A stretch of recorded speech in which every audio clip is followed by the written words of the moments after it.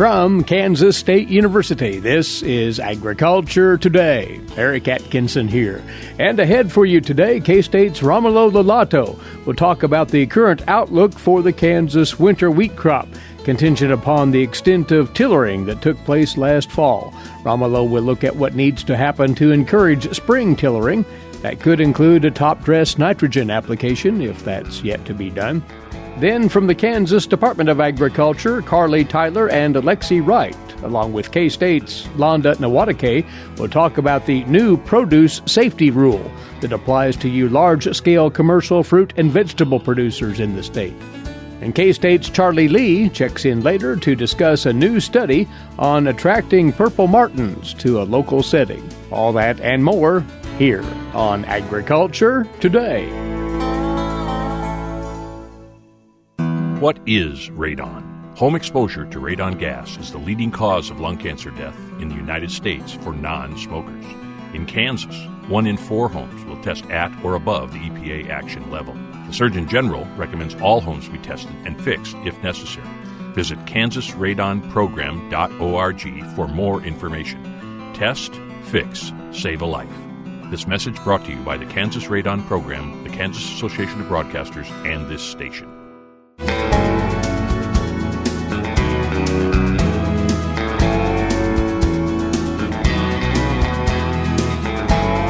You are tuned in to the K-State Radio Network and Agriculture Today. Welcome once again. The state of the Kansas winter wheat crop. Well, that's always of interest at this point of the season, and maybe extra especially so this year because of the weather-induced delays in crop progress. We've brought by once again wheat production specialist Romulo Lollato, K-State Research and Extension, to ask him for an update on what might be going on out there. It's really an odd year, Romulo, for here we are mid-March, and normally things start to shape up at this time of the year, but because of our late winter, it's very slow going out there. Hi, Eric. Yes, well, thanks for having me here today, and I completely agree. The cooler than average weather that we have had really since wheat planting has really slowed down the development of the crop. Since last fall through the spring now, we're seeing just typically being quite behind in development. Now, that has a lot to do with the planting date of the crop as well. So if we look back, late September through early October there, we had quite a bit of planting going on. Many fields actually got planted in a good, timely manner around the state. But if we look at the entire state, that really it just accounts for about half of the acres planted in Kansas. So 50 to 55% of the area got planted by October 5th or so. And that really puts us, to that point in time, very close to our long-term average. So we were virtually on pace with long-term there. Now, after October 5th, we had so much moisture, and really in the state we had anywhere from 5 to 11 inches of precipitation during the month of October there after that October 5th, and virtually no field got planted, or very, very limited number of fields getting planted during that time. So that really pushed that other half of the crop to be planted either sporadically as producers were able to in a few individual fields within that window of October 5th through the October 25th. But really, many fields didn't get planted in that window, and really the sowing date got pushed way later into late October and into November as well. And it's those late planted fields that are of the most concern. They really didn't establish well in the fall. Yes, that's correct. I mean, we have two very contrasting crops in Kansas this year. The one that got planted early, it's definitely overall it's in excellent shape. You know, we were able to get a good development during the fall. We actually have several tillers that were formed. The canopy looks good. Root structure was there. Crown roots developed. So it's really that first half and very good yield potential crop right now. The concern is the second half, right? The second half really didn't have time to tiller in the fall because first it got planted late and many times beyond what we call the optimum date. Second, we have a very cold fall and cold winter as well, so there's really no tillering going on.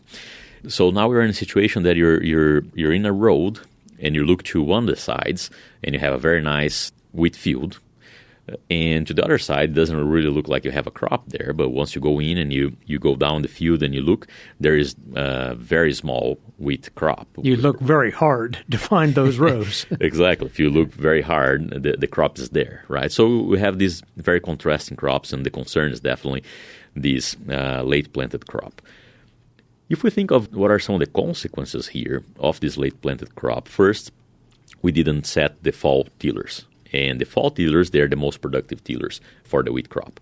So we're putting a cap in our yield potential right there.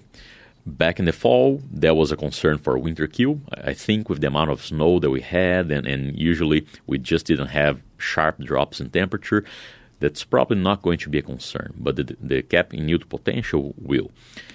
Also, it delays all of the remaining crop development. So now we're probably going to be jointing later. We're probably going to be going through grain fill later as well, and that puts grain fill under heat stress. And so that's another reason why we're probably putting a cap in our yield potential. So really for those fields, we need to be trying to look for anything that we can do at this point to try and maximize the tillering potential now in the spring. So if one has not yet top-dressed their wheat, and we're intending to do so, they should probably follow through on that if they can. Is that the message?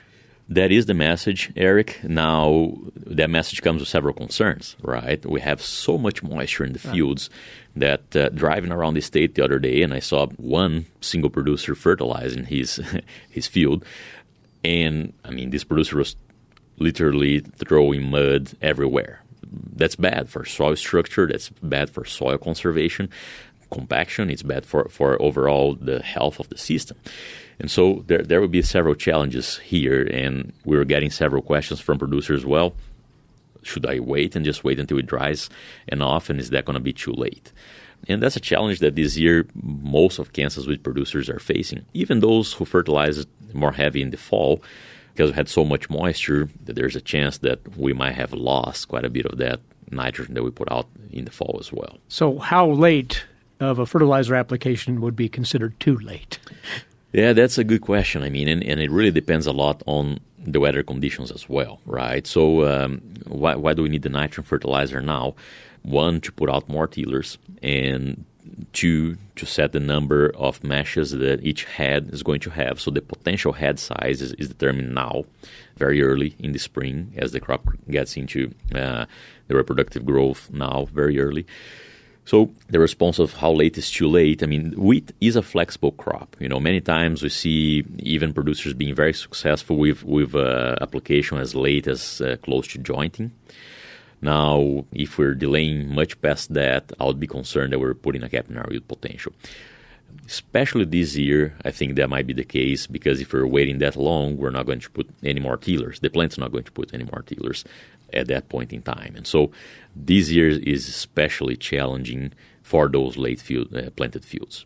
But plenty to think about on the producer's part here. If folks want an idea of how late this crop is developing, you typically track what's called first hollow stem as an indicator of how well the wheat crop is moving forward. And the latest indication on that is quite interesting, Romulo. Sure, Eric. And so if we just go briefly on what first hollow stem is and what we mean with that, once the crop gets out of winter dormancy, it goes through a transition to the reproductive phase. And then we set a very tiny head in the bottom of each tiller, about the crown level. Hollow stem is when that small head starts being pushed up in the stem, and actually the stems start to elongate. So we have a hollow stem that is forming. And the stage that we call first hollow stem is when we have about half an inch below that tiny developing head, but above the crown, so in between the head and the crown. That's what we call first hollow stem. And that's an indicative of crop development, right? That means that the crops are moving along. And if we compare this year to, for example, 2016 or 2017, in both of those years, by March 20th, all of the varieties that we were evaluating in Hutchinson were already past first hollow stem. In 2016, it was like March 15th or so. 2017 was even a little bit earlier than that. I believe it was March 11th. We had all of the varieties past first hollow stem. Now, last year was a later year as well, just like this year. So last year, the varieties were going through first hollow stem sometime between mid-March for the early ones until early April for the late maturing or the late varieties to come out of winter dormancy. So that really puts us in a schedule that is more similar to last year. And if we think of what happened last year, right, we were cooler temperatures all the way until April 30th.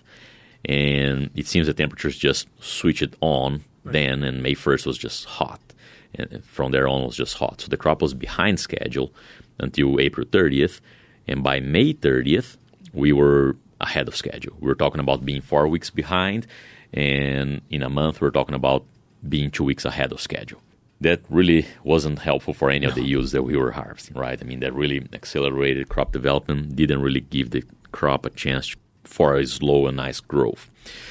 So really what I'm kind of hoping now is that we have some warmth now just to see if we can capitalize on some tillering potential still now in the spring, right? And hopefully once grain filling starts there in May, hoping for some below average temperatures and perhaps above average rainfall. We definitely have the soil moisture, right? So if we can have some cool temperatures later in May and early June, or cooler than average. I know that cool temperatures in Kansas in June is not realistic, but cooler than average, we can still see a good potential in this crop.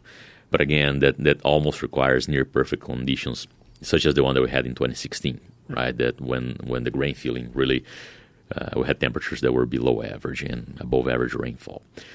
So that's how I'm seeing the scenario right now. You'll be taking a look at fields in the weeks ahead, getting out and about. And if folks would like to follow your notes on wheat crop conditions, you continually post those on social media, right, Romulo? Yes. So these next few weeks will be crucial, and we will be out doing our own research plots and also looking at production fields. And so folks are welcome to follow me on Twitter or Facebook. Those are at KSU Wheat. So again, at KSU Wheat, and we'll be posting updates there very often. It's going to be an interesting spring for Kansas winter wheat stands. We'll see what happens with those, and we appreciate the observations right here. Thanks, Romulo. Thank you, Eric. He is a wheat production specialist with K-State Research and Extension, Romulo Lollato. Agriculture Today will be back in a few moments on this, the K-State Radio Network. Agricultural producers, landowners, and creditors, you have a partner in your legal and financial needs. Kansas Agricultural Mediation Services offers reliable, trusted information and guidance. Whether you need advice for ag credit concerns or are transitioning your operation to the next owner, Kansas Agricultural Mediation Services can assist you in making sound decisions for your business. To learn more, call 800-321-3276 or visit us online.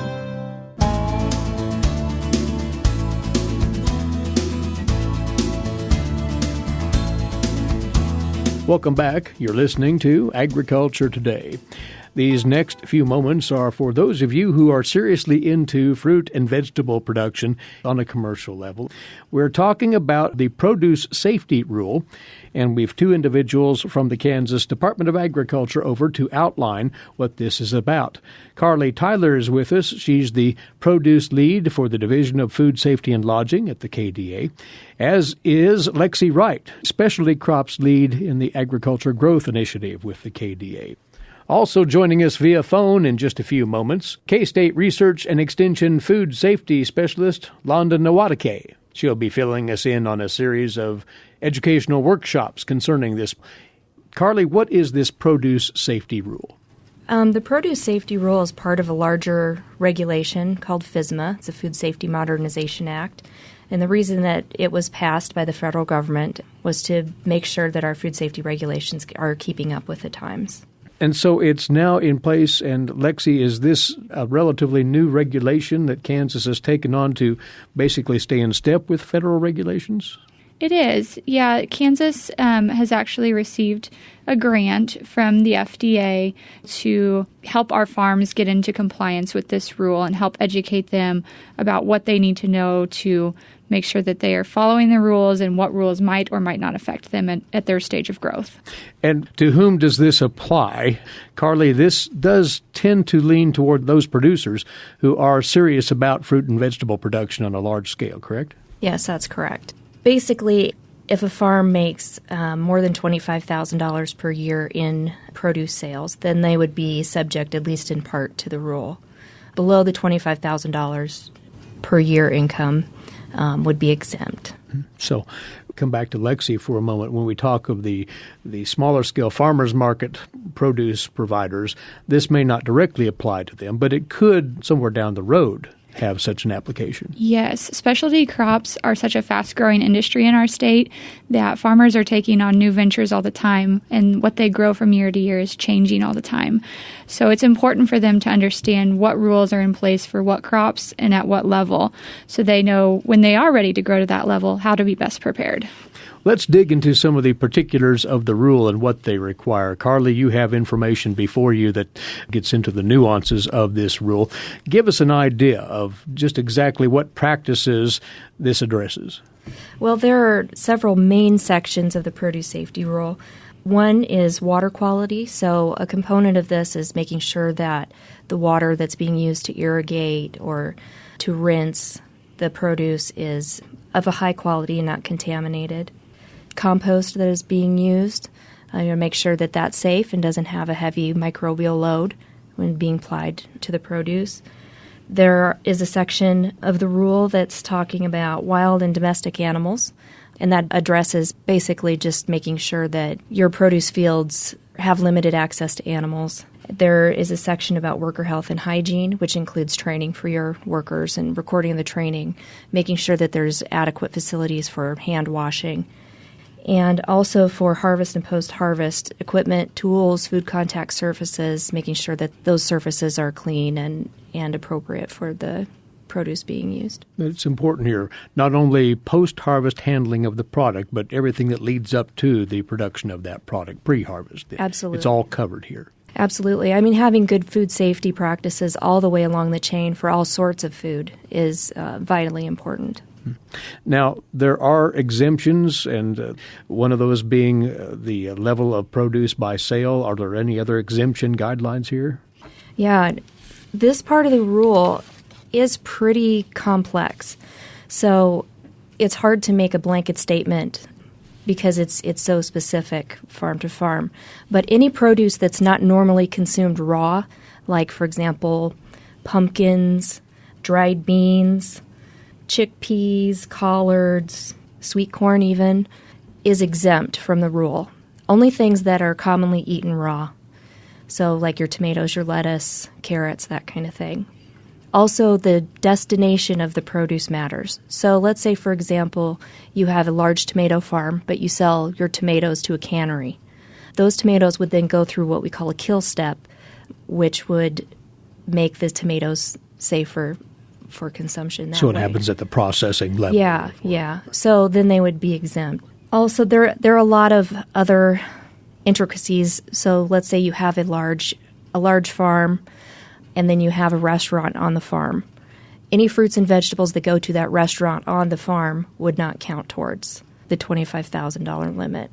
So like I said, it's a very complex law that's come down to us from the FDA.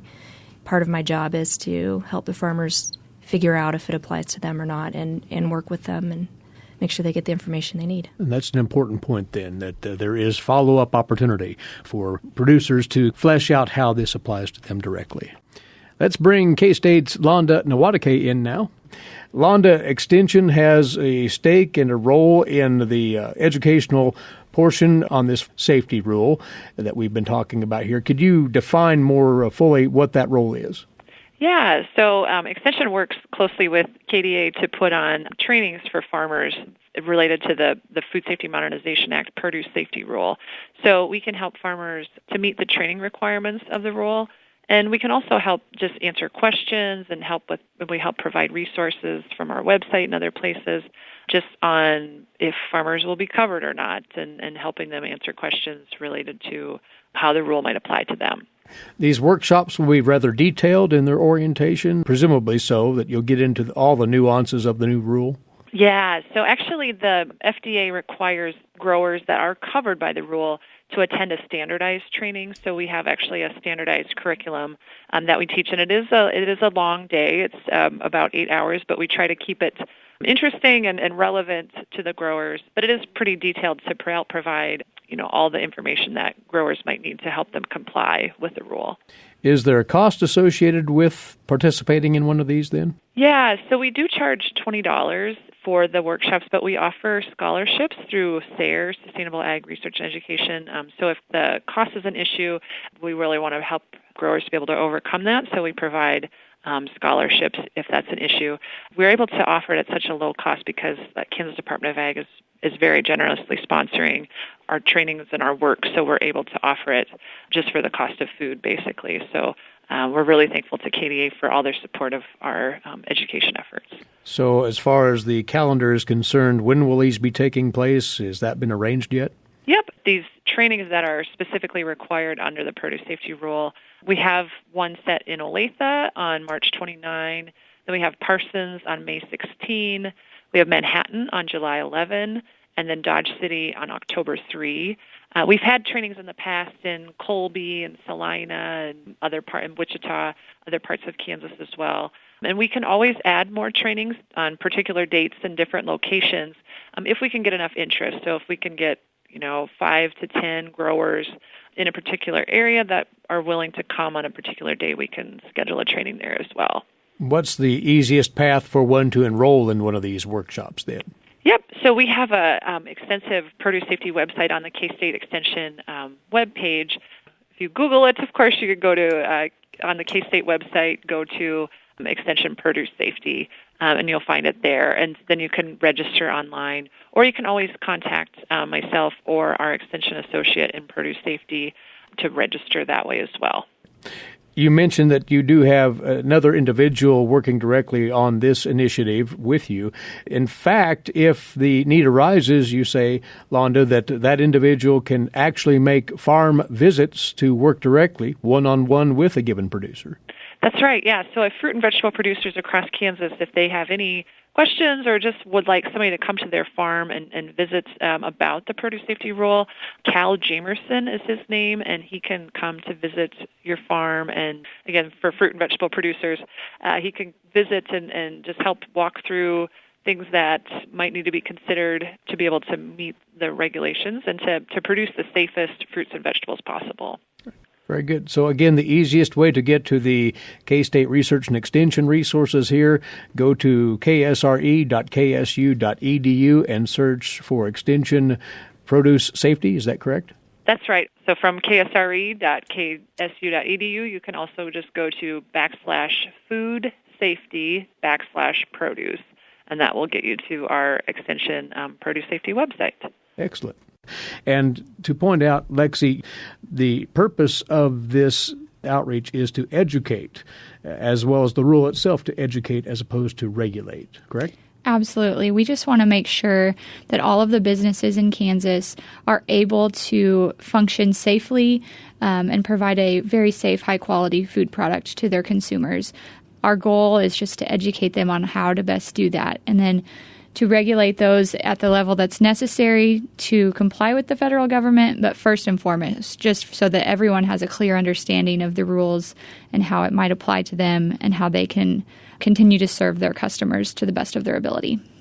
Well, thanks to the three of you for sharing a few moments on this important development for those who are into commercial fruit and vegetable production here in the state of Kansas.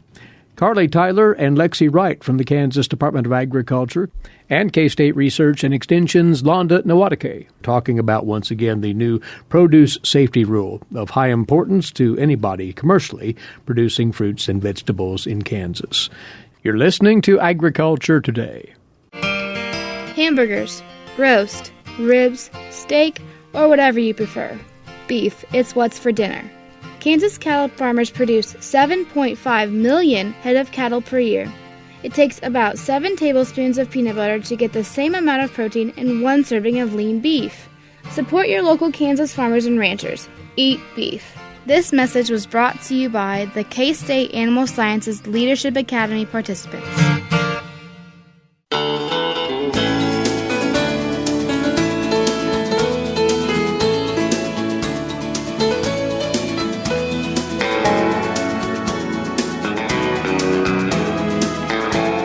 Broadcasting from the campus of Kansas State University, this is Agriculture Today. Eric Atkinson here. Now today's agricultural news headlines, courtesy in part of DTN. And as customary on a Tuesday, we begin with the Kansas Crop Progress and Condition Report out from the USDA. And for the week ending March the 17th, this past Sunday, topsoil moisture supplies in the state, 43% surplus and 56% adequate, only 1% short to very short. Subsoil moisture at 28% surplus, 70% adequate, and 2% short to very short. Of course, the only thing crop-wise to report on the winter wheat crop, the condition this week is rated at 49% good to excellent, 40% fair, and 11% poor to very poor, according to the USDA. Of course, the lead story remains what is happening to the immediate north and northeast of the state of Kansas, the hard-to-fathom damage there. The agriculture tally from the worst disaster in Nebraska's history may go on for months to come.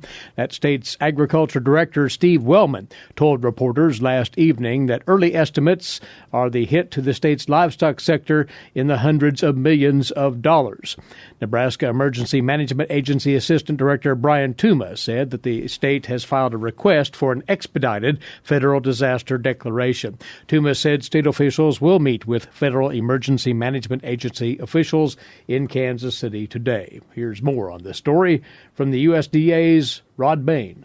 A Nebraskan Monday shared the potential impacts of recent weather and flooding on not only that state's cattle industry, but the general livestock sector as well during the AgriPulse Ag and Food Summit in Washington, D.C. 56 of our 93 counties have requested disaster declarations. The Department of Ag in Nebraska, I think initial estimates are that maybe as much as $400 million in livestock impacts through losses, reduced productivity, and anticipated death loss because of sickness looking forward. Agriculture Undersecretary for Marketing and Regulatory Programs Greg Ibaugh, that state's former Director of Agriculture, noted additional and recent weather-related losses and damages to livestock operations in Iowa and other neighboring states. If you come from production agriculture, the way those type of losses work on your mental stability are hard to describe to people that don't come from the livestock industry. It's almost like losing family in many cases. I'm Rod Bain reporting for the U.S. Department of Agriculture in Washington, D.C.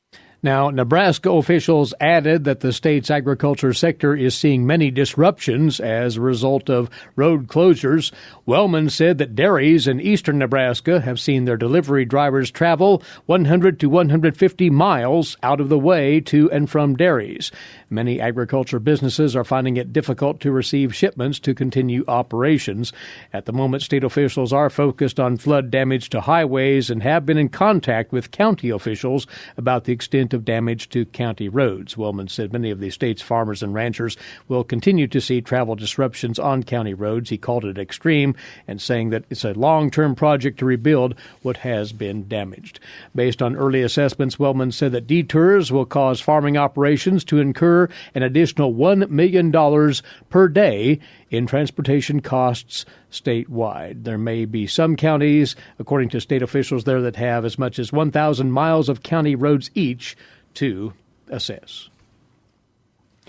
You're listening to Agriculture Today, now the weekly feature for you dairy producers from the Animal Sciences and Industry Department here at K-State. Milk Lines with K-State Dairy Specialist Mike Brook. Mike?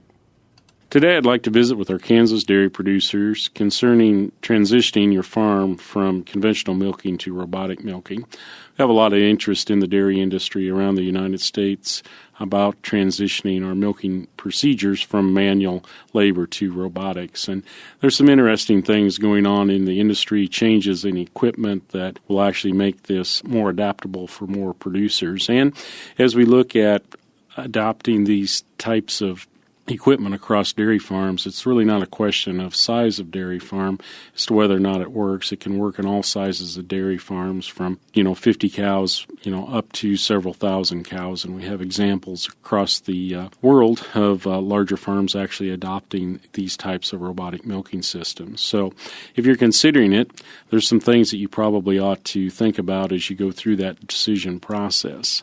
One of the biggest things you need to consider is the investment cost. Investment in robotic milking systems, and yes, you get a lot more information with those types of systems as compared to conventional systems, is much greater.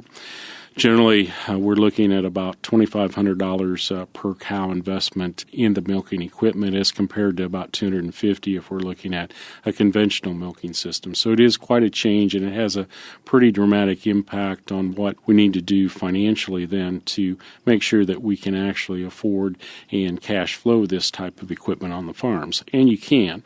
One of the key things is that you have to remember that if you're putting in one of these box-type systems that just is a single unit that milks one cow at a time, you probably need to harvest about 5,000 pounds of milk per robot box each day.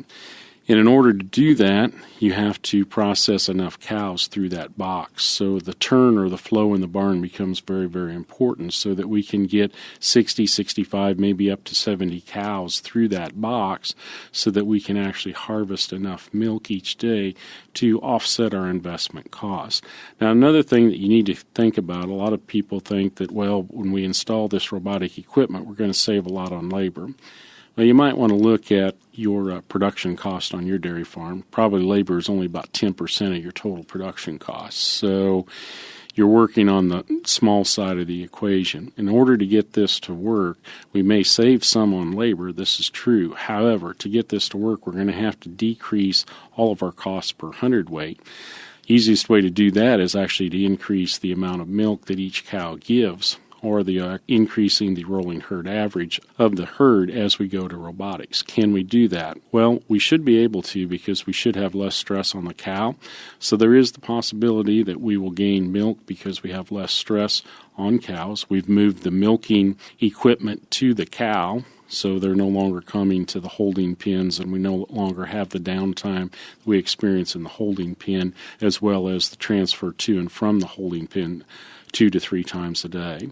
So there are some opportunities to increase the milk production in your herd, and that may be the way that you actually decrease all of your costs per hundredweight in order to afford the extra investment costs that you're looking at with this type of equipment. This is Mike Brook with K-State Research and Extension, encouraging our dairy farmers to carefully consider the decision to move to robotic milking to ensure that they will be harvesting enough milk per box to make this system cash flow. All right, Mike, many thanks. Next on Agriculture Today, our weekly chat with K-State's Charlie Lee. This is the K-State Radio Network. While many people know hunger is an issue in developing countries, it is also a problem in our own backyards. In 2010, 1 in 7 Kansans struggled to put adequate food on the table. 2 K-State Research and Extension programs are tackling this problem. The Family Nutrition Program and Expanded Food and Nutrition Education Program reach thousands of Kansans in more than 70 counties. They learn how to eat healthy with a low budget. For more information about these programs, visit ksre.ksu.edu.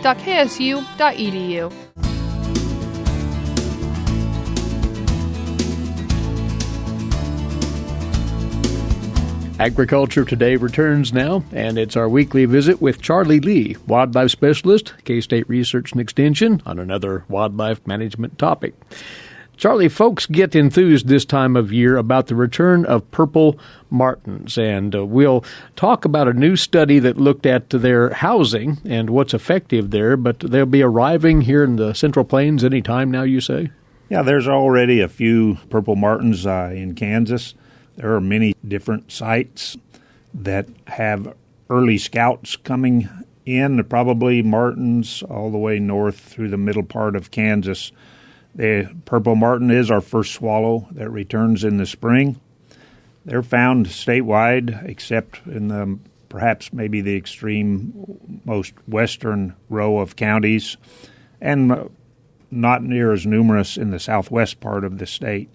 People really enjoy purple martins because they eat many flying insects. That would include things like ants and flies and wasps and beetles, grasshoppers. When they return in the spring, they're looking for nesting sites. Those nesting sites have been greatly reduced by the establishment of 2 different exotic species, the European starling and the house sparrow. Those were both species that were introduced into North America in 1851 and then 1890 for the starling, and they've become very significant nest site competitors for many native cavity nesting bird species. So people have always looked for ways to keep purple martins around because of their ability to consume flying insects, and they're always looking for techniques to improve existing housing and exploring ideas on ways to get more purple martins to come back sooner in the spring.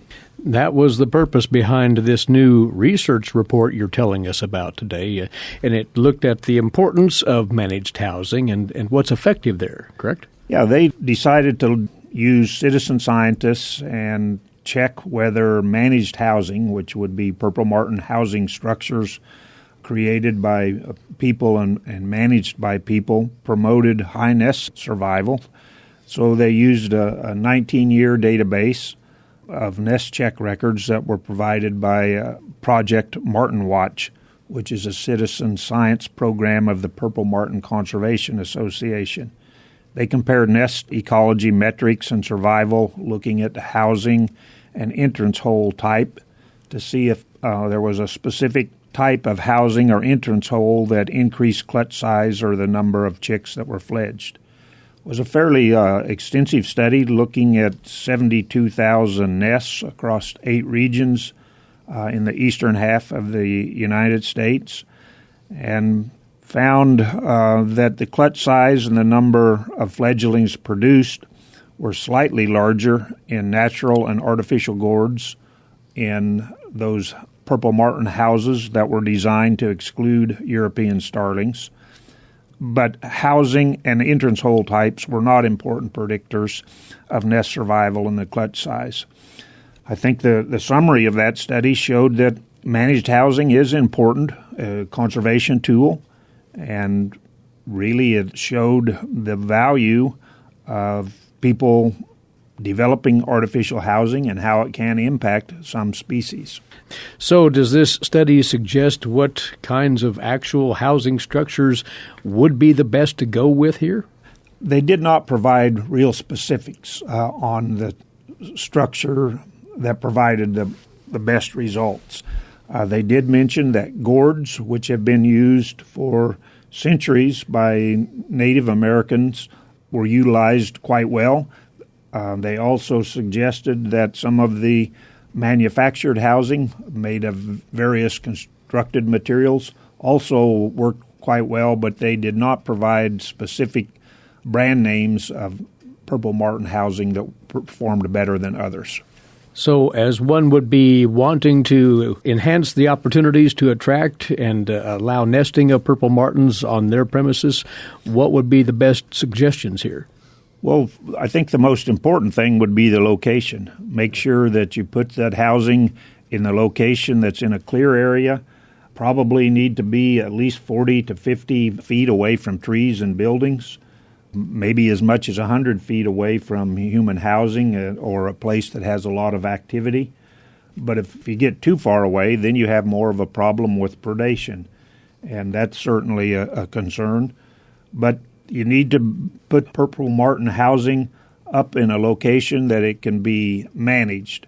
Keep in mind there's considerable problems with purple martin housing, and starlings continue and sparrows continue to try to compete for nest space, so they need to be able to be easily lowered to the ground, maintained, and put back up.